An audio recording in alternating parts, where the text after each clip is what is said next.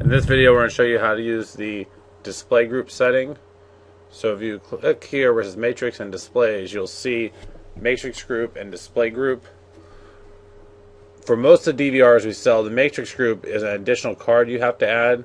So for right now, we're only going to be concentrating on the display group. What the display group allows you to do would be to move the order of your cameras around on the screen. So instead of camera 1 being number 1 input on the back, you can make the first box be like camera number 3 or 4. So what you'd want to do is you click here where it says settings,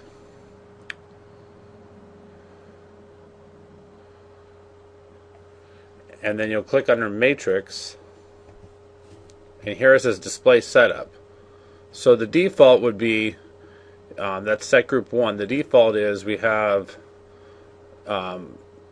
shows here display camera and window. So in window number 1, right here in window number 1, you have camera number 1. So that means wherever the number 1 input on the back of the DVR would be camera number 1. So you can change them around if you want. So we have a total of 16 cameras set up here. So we'll click, we want a 16 camera view. I recommend using display group 2. That way number 1 can always be your default one and get them all back in the same order they originally were in, so you don't have to manually set them back. And then we would click here, we'll say, so we want window 1, we'll say in window 1 we want camera number 2 instead. And then we'll go to, say, window number 3, and say instead of having number 3, we'll want number 5 there. So now if you go to window number 5, you'll see that 3 is now number 5 is now number 3 because we switched them around. So you can pretty much switch these windows around however you would want. And so once you say that's all we want to do is switch those 2 cameras around, for instance, we go ahead and exit. Yes, we want to save it. Now we click on display group number 2.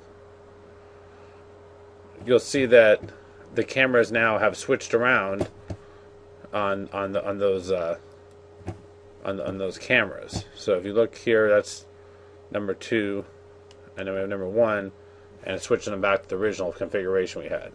So this here will allow you to, without, if say like later on you decide you don't want the cameras in the original order, instead, that way you don't have to go to the back of the DVR and manually change all the cables around. You can just do it with the software, and you just move them from one window to the next.